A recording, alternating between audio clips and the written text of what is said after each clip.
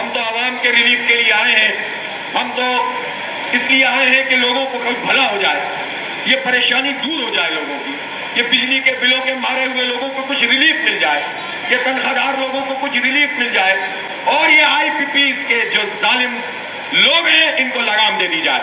جماعت اسلامی ایک سنجیدہ serious party ہے، ہم اپنے امور مملکت میں اور اپنے عوام کے ساتھ کھلواڑ نہیں کرتے۔ تو کیا تھک گئے ہیں؟ تھکے تو نہیں ہیں؟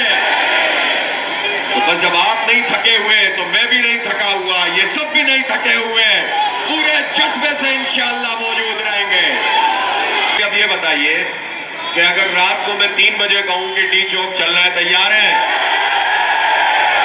تو پھر اتنے ہی بندے ہونے بھی چاہیے نا اس وقت، اور اگر آگے پیچھے ہوئے تو ادھر ہی رہنا ہے، ہلنا نہیں ہے یہاں سے، بس یہاں موجود رہے، آپ کو کسی بھی وقت بتا سکتا ہوں، کسی بھی وقت بتا دوں گا انشاءاللہ۔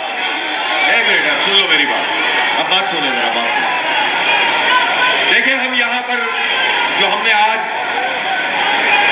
ایک منٹ سن لو بھائی،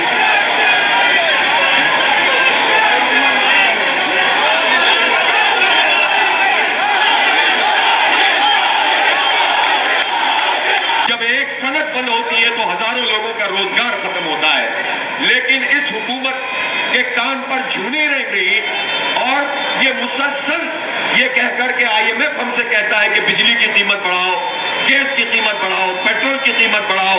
یہ صورتحال ہو گئی ہے کہ اب جینا دوبھر ہو گیا ہے۔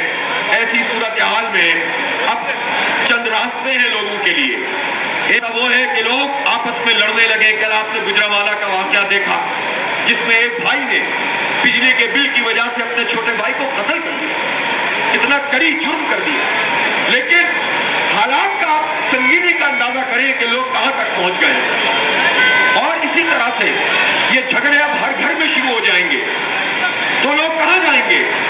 پھر لوگ اپنی بیویاں زیور بیچتی ہیں، اپنے گھر کی چیزیں بیچ رہے ہیں۔ میں بہت سارے لوگوں کو جانتا ہوں کہ اپنے گھر کی چیزیں بیچ کر لوگ یہ بجلی کے اور گیس کے بل ادا کر رہے ہیں، لیکن اب وہ چیزیں بھی ختم ہوتی جا رہی ہیں۔ آپ بتائیں کہ یہ لوگ بل کہاں سے ادا کریں گے اور لوگوں کے ساتھ یہ سلوک یہ کیا کر رہے ہیں؟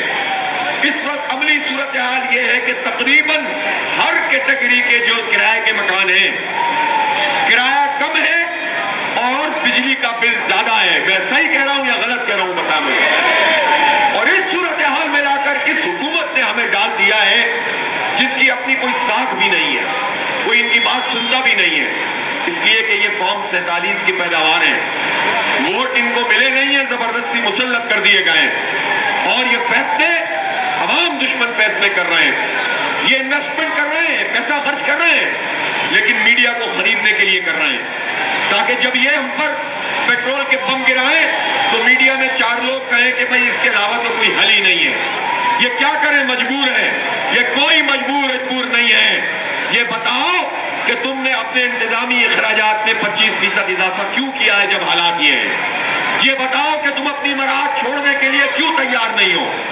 تم پیٹرول فری استعمال کرو، ایک مخصوص طبقہ ہے افسران کا، فوج میں بھی ہیں، بیوروکریسی میں بھی ہیں، سیاستدانوں میں بھی ہیں، اور اسی طرح سے ججز میں بھی ہیں، ان کی بجلی فری، ان کی گیس فری، ان کا پیٹرول فری، ان کی گاڑی فری، ان کی رہائش فری۔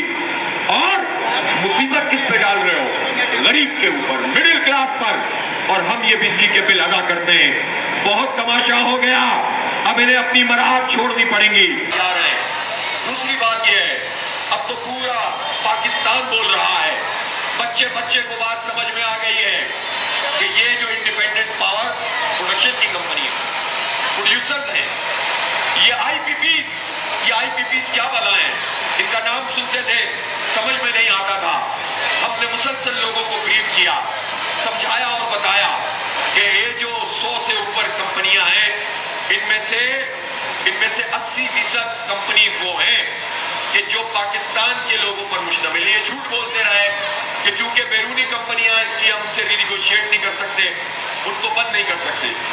اب یہ جو کمپنیاں ہیں جن میں حکومت میں شامل لوگوں کے خاص لوگوں کی کئی کمپنیاں ہیں، آج تو میں نام نہیں لے رہا، کہ میں کل ایک کمپنی اور اس کے مالک کا نام بھی لے کر آپ کو سناؤں، تاکہ لوگوں کو ایک مرتبہ پھر اچھی طرح پتہ چل جائے کہ یہ لوگ ہمارے ساتھ کیا سلوک کر رہے ہیں۔ اور بدقسمتی کی بات یہ ہے کہ یہ جو خاندان ہے، یہ چند جو صنعت کار نام نہاد ہیں، یہ نون لیگ میں بھی، یہ پیپلز پارٹی میں بھی، یہ پی ٹی آئی میں بھی، اور ان سب میں رہتے ہوئے انہوں نے ہزاروں ارب روپے پاکستان کی خون پسینے کی لوگوں کی کمائی جو ہے نچوڑ کر انہوں نے جو ہے وہ ہم سے لے لی ہے، کھا لی ہے۔